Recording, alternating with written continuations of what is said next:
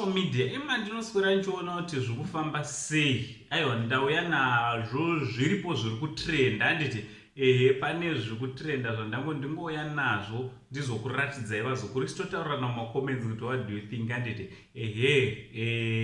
usati wasubscribe chisubscribe, turn on your notification bell so that whenever we upload a video you will be notified. Handiti so foto riri kutrenda rekutanga ndera big money Winky D, right? Winky D ari kunzi ane mukadzi nemwana wani.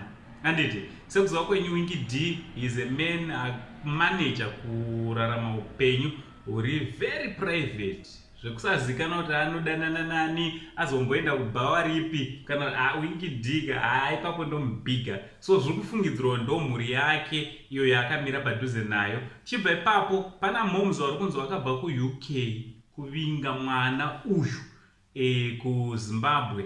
What do you think vazukuru? Hanzi varitori murudo vanhu chine changa chatobva kutotsva. Handiti hanzi chine changa chatobva kutotsva.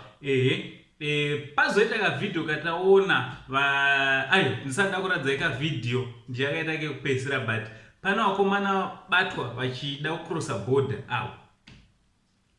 Maona kuti vanga vakawanda papi.